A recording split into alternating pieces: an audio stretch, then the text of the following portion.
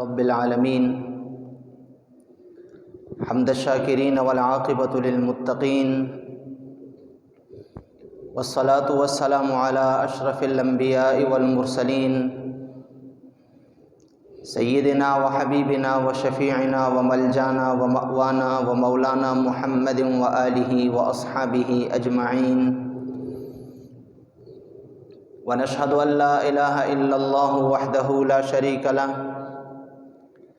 ونشهد ان سیدنا ونبینا محمدا عبدہ ورسولہ اما بعد فاعوذ باللہ من الشیطان الرجیم بسم اللہ الرحمن الرحیم وسيجنبها الأتقى الذي يؤتي ماله يتزكى وما لأحد عنده من نعمة تجزى إلا ابتغاء وجه ربه الأعلى ولسوف يرضى صدق الله مولانا العظيم إن الله وملائكته يصلون على النبي يا أيها الذين آمنوا صلوا عليه وسلموا تسليما اللهم صل وسلم وبارك على سيدنا ومولانا محمد معدن الجود والكرم وعلى آله وصحبه وبارك وسلم صلاة وسلاما عليك يا سيدنا يا رسول الله صلاة وسلاما عليك يا سيدنا يا حبيب الله صلاة وسلاما عليك يا سيدنا يا خاتم النبيين وعلى آلك واصحابك يا سيدنا يا رحمة للعالمين۔ حمد و صلاۃ کے بعد حضرات سامعین، پچھلے جمعے حضرت سیدنا صدیق اکبر رضی اللہ تعالی عنہ کے مناقب اور آپ کی صحابیت کے متعلق کچھ گزارشات آپ کے سامنے عرض کی تھیں۔ آج بھی اسی سلسلے کو بڑھاتے ہوئے حضرت سیدنا صدیق اکبر رضی اللہ تعالی عنہ کے دور خلافت میں جو اہم واقعات اور جو اہم فیصلے کیے گئے ان پہ مختصر بات ہوگی۔ حضور اکرم صلی اللہ علیہ وسلم کے دنیا سے پردہ فرما جانے کے بعد سب صحابہ نے اجماعی طور پر اور اتفاق سے حضرت صدیق اکبر رضی اللہ تعالی عنہ کے ہاتھ پر خلافت کی بیعت کی، جس میں تمام صحابہ، تمام اہل بیت وہ شامل تھے۔ حضرت سیدنا صدیق اکبر رضی اللہ تعالی عنہ جب حضور نبی کریم صلی اللہ علیہ وسلم کے خلیفہ بنے اور آپ کو خلیفہ اول ہونے کا شرف حاصل ہوا، تو آپ کے سامنے چند باتیں اور کچھ لوگ ایسے تھے کہ جو اسلامی مملکت کے لیے چیلنج بن چکے تھے۔ ان میں سب سے پہلا وہ قبیلہ یا بعض ایسے قبائل کہ جو مرتد ہو گئے تھے، جنہوں نے زکوٰۃ دینے سے انکار کر دیا تھا۔ اور یہ ہماری شریعت کا مزاج ہے، اصول ہے کہ جو شخص بھی شریعت کے کسی بھی فریضے سے انکار کرتا ہے تو وہ دائرہ اسلام سے خارج ہو جاتا ہے، اگرچہ وہ باقی تمام فرائض کا عامل اور ماننے والا ہو۔ جس طرح کہ حضرت صدیق اکبر کے زمانے میں بعض نو مسلم قبائل تھے جنہوں نے صرف زکوٰۃ دینے سے انکار کر دیا کہ ہم آج کے بعد زکوٰۃ نہیں دیں گے، حالانکہ نماز سے انہوں نے انکار نہیں کیا تھا، کلمہ طیبہ پڑھنے سے انہوں نے انکار نہیں کیا تھا، روزے اور حج سے انہوں نے انکار نہیں کیا تھا۔ یہ اسلامی جتنے بھی شرعی فرائض ہیں، زکوٰۃ کے علاوہ کسی اور سے انہوں نے انکار نہیں کیا، صرف زکوٰۃ دینے سے انکار کر دیا۔ تو حضرت صدیق اکبر رضی اللہ تعالیٰ عنہ نے ان کے خلاف جہاد جو ہے وہ جاری کیا، شروع کیا، یہاں تک کہ وہ آمادہ ہوئے یا وہاں سے چلے جانے پہ مجبور ہو گئے۔ یہی موقع تھا جب حضرت صدیق اکبر رضی اللہ تعالی عنہ نے ان لوگوں کو سزا دینے کا ارادہ کیا حضرت عمر رضی اللہ تعالیٰ عنہ فرماتے ہیں کہ ابتدا میں نے جا کے حضرت صدیق اکبر سے عرض کی، اے خلیفۃ المؤمنین، اے خلیفۃ رسول اللہ، آپ ان لوگوں کے خلاف کیسے جہاد کریں گے کہ جو کلمہ بھی پڑھتے ہیں، نماز بھی ادا کرتے ہیں، جو روزہ بھی رکھتے ہیں، باقی تمام فرائض کے ماننے والے ہیں، صرف زکوٰۃ ہی کا تو انکار کر رہے ہیں، آپ کیسے ان کے خلاف جہاد کریں گے، کیسے ان کو آپ سزا دیں گے؟ تو حضرت صدیق اکبر رضی اللہ تعالیٰ عنہ نے یہی جواب دیا کہ جو شخص سرکار دو عالم صلی اللہ علیہ وسلم کے زمانے میں ایک رسی وہ بھی اگر زکوٰۃ میں دیا کرتا تھا، یعنی اتنی معمولی رقم اس پہ لازم تھی کہ جس سے صرف ایک رسی ہوا کرتی تھی، اگر وہ ایک رسی بھی زکوٰۃ کے طور پہ دیا کرتا تھا اور اب وہ اس ایک رسی دینے سے بھی انکار کرے گا تو میری تلوار اس کے خلاف نیام سے باہر آئے گی۔ حضرت عمر فرماتے ہیں میں بار بار کہتا رہا، حضرت صدیق اکبر بار بار مجھے یہی جواب دیتے رہے، یہاں تک کہ اللہ تعالیٰ نے میرے سینے کو کھول دیا اور میں سمجھ گیا کہ جو شخص اسلام کے کسی ایک فریضے سے بھی انکار کرتا ہے، اگرچہ وہ دیگر تمام فرائض کو پورا کرتا رہے، وہ شخص دائرہ اسلام سے خارج ہے۔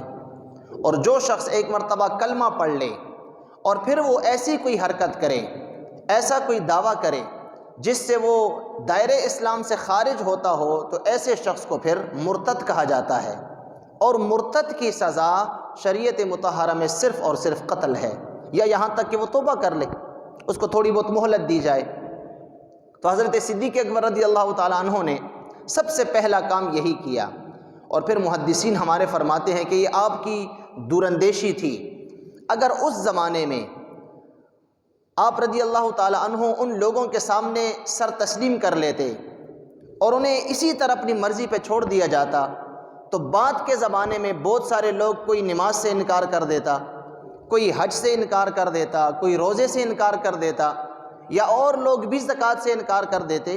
ہر شخص کی پھر اپنی مرضی ہو جاتی، جو جس چیز سے انکار کرنا چاہتا اس سے فوراً انکار کر دیتا۔ لیکن یہ آپ کی حکمت عملی اور دوراندیشی تھی کہ آپ نے ابتدا ہی میں اس فتنے کو ختم کر دیا تاکہ آئندہ کے لیے اسلام یا شریعت کے کسی بھی فریضے سے کوئی شخص انکار نہ کر سکے۔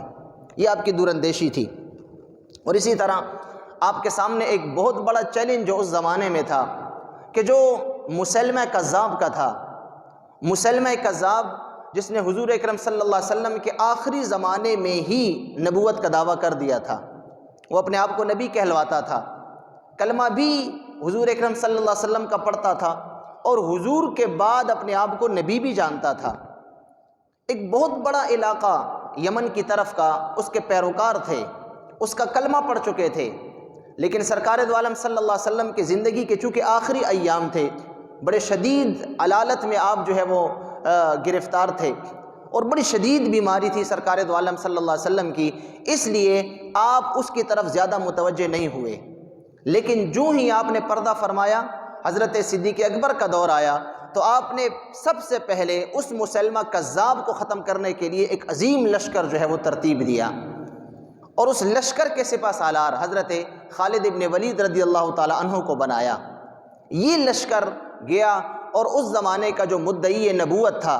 جو کذاب تھا، جس کا نام مسلمہ تھا، اس کے خلاف جنگ کی، اور اللہ تعالیٰ نے مسلمانوں کو فتح نصیب فرمائی، اور وہ جھوٹا مدعی نبوت وہ بھی ہلاک ہوا، اور اس کا جتنا لشکر تھا وہ سارا کے سارا شکست کا اس کا سامنا کرنا پڑا۔ تو یہ حضرت صدیق اکبر رضی اللہ تعالیٰ عنہ کے زمانے کا ایک اہم واقعہ تھا، ایک بڑا تاریخی اقدام تھا جو آپ نے کیا تھا۔ تو اس زمانے میں آپ نے جھوٹے مدعی نبوت کو، حالانکہ اگر آپ تاریخ اٹھا کے دیکھیں تو مسلمہ کذاب جو جھوٹا مدعی نبوت تھا وہ محمد الرسول اللہ بھی کہا کرتا تھا۔ اس کے جو مؤذنین تھے، اس کے علاقے میں جو لوگ اذان دیا کرتے تھے، ان کو تاکید کے ساتھ یہ حکم تھا کہ اشہد ان محمد الرسول اللہ بڑے زور سے اور زیادہ جو ہے وہ تاکید کے ساتھ پڑھا کریں، حالانکہ وہ اپنا کلمہ نہیں پڑھواتا تھا، اشہد ان محمد رسول اللہ خود بھی کہتا تھا، اوروں کو بھی کہلواتا تھا۔ وہ نماز روزے کا بھی پابند تھا، باقی شریعت مطہرہ میں وہی کچھ تھا جو آپ صلی اللہ علیہ وسلم نے عطا فرمایا تھا،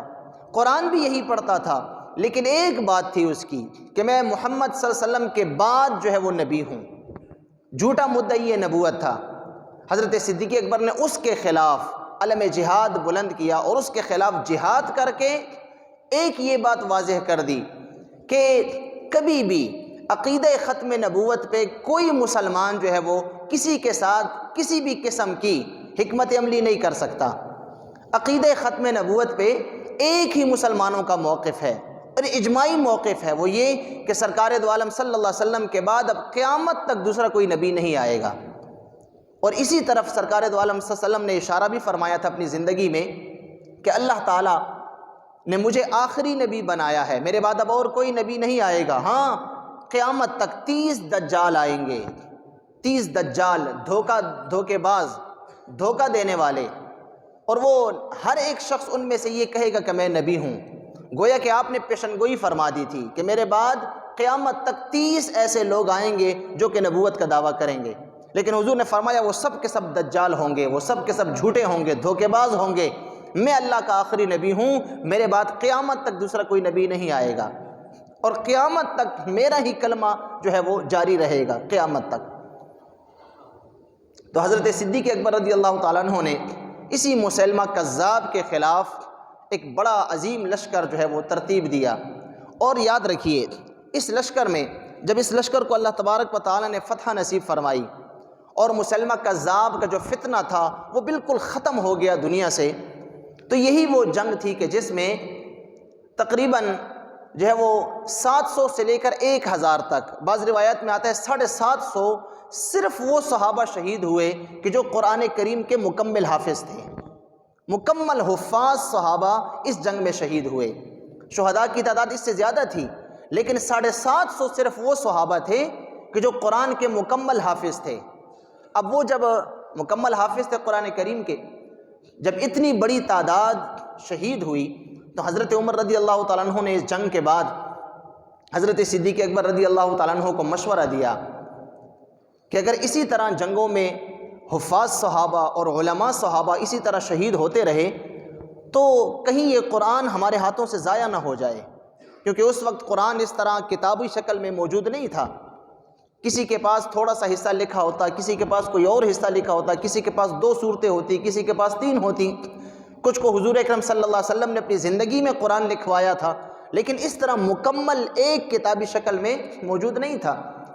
اور وہ اس زمانے کے لوگ اپنے حافظے پہ انحصار کیا کرتے تھے، حفاظ صحابہ تھے، پورے کا پورا قرآن وہ خود بھی پڑھتے تھے، اوروں کو بھی پڑھاتے تھے، اوروں کو بھی سکھاتے تھے۔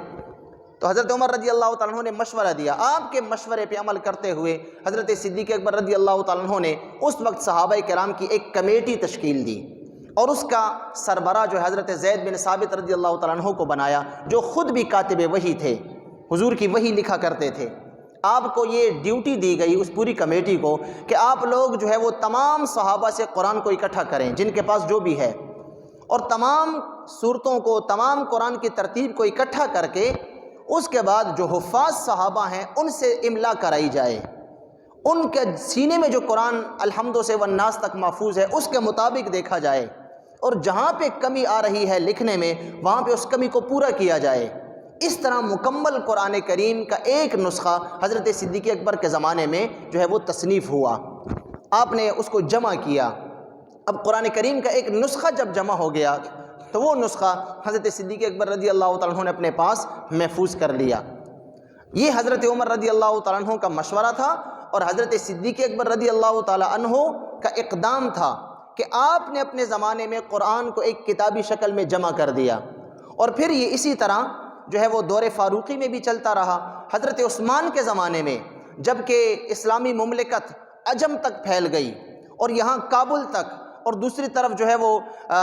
جتنے بھی یہ مشرق وسطیٰ کے علاقے ہیں تمام کے تمام جب فتح ہوئے تو عجمی لوگ جب عربوں میں آ کے شامل ہوئے تو پھر وہاں پہ قرات کا اختلاف سامنے آیا۔ قرات کا اختلاف جب سامنے آیا، چونکہ قرآن کریم 7 قراتوں میں نازل ہوا ہے، 7 لغات پہ نازل ہوا ہے، جب 7 قراتوں اور لغات میں اختلاف نازل ہوا اور پیدا ہوا تو حضرت عثمان رضی اللہ تعالیٰ عنہ نے یہ ایک نسخہ جو صدیق اکبر کے زمانے میں لکھا جا چکا تھا اور اس پہ تمام صحابہ کا اجماع تھا کہ ہاں یہی قرآن کریم کا مکمل نسخہ ہے جو ہم نے الحمد سے والناس تک سرکار دو عالم صلی اللہ علیہ وسلم کی زبان اقدس سے سنا ہے اور آپ نے اس کی تشریحات فرمائی ہیں، تو پھر حضرت عثمان نے اس نسخے سے اور کاپیاں کرا کے پوری دنیا میں جہاں تک اسلامی مملکت تھی وہاں تک ان کو پھیلا دیا۔ اس لیے حضرت عثمان کو جامع قرآن بھی کہا جاتا ہے کہ آپ نے تمام مسلمانوں کو ایک لغت قریش پہ جمع کیا۔ آج ہمارے ہاتھوں میں جو مصحف ہے، جو قرآن کریم ہے، یہ لغت قریش کے مطابق ہے۔ حضور اکرم صلی اللہ علیہ وسلم قریشی تھے، آپ کی جو لغت اور زبان تھی عربی، اس کے مطابق قرآن کریم کا ایک نسخہ آپ نے جو حضرت صدیق اکبر نے جمع کیا تھا اس کو پوری دنیا میں پھیلا دیا گیا۔ اب جہاں بھی عرب بستے ہیں ان کو اور 7 قراتیں بھی آتی ہیں، لیکن جو پڑھا جاتا ہے پوری دنیا میں تواتر کے ساتھ وہ یہی نسخہ ہے جو آج ہمارے پاس بھی موجود ہے۔ تو حضرت صدیق اکبر رضی اللہ تعالیٰ عنہ کے زمانے میں آپ نے قرآن کریم کا جو ایک نسخہ تھا وہ آپ نے تیار کیا، اور اس طرح قرآن کریم ضائع ہونے سے بچ گیا۔ تو یہ بھی آپ ہی کے دور حکومت میں یہ آپ نے کارنامہ سر انجام دیا، اور حضرت صدیق اکبر رضی اللہ تعالیٰ عنہ اس کے علاوہ اور بہت ساری باتیں ہیں اور بہت سارے اہم فیصلے ہیں جو حضرت صدیق اکبر نے اپنے زمانے میں سر انجام دیے۔ تو آپ حضور اکرم صلی اللہ علیہ وسلم کے صحابہ میں سب سے افضل صحابی تھے، اور اسی جمادی الثانی کے مہینے میں 22 جمادی الثانی کو آپ کا وصال ہوا تھا،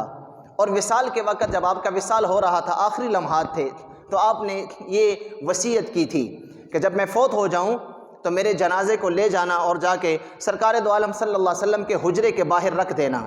جہاں پہ آپ کی قبر شریف تھی، جہاں پہ حضور اکرم صلی اللہ علیہ وسلم کا روضہ مبارک تھا۔ چونکہ وہ حضرت عائشہ کے کمرے اور حجرے کے اندر تھا، وہ دروازہ ہر وقت بند ہوا کرتا تھا، تو آپ نے وصیت کی تھی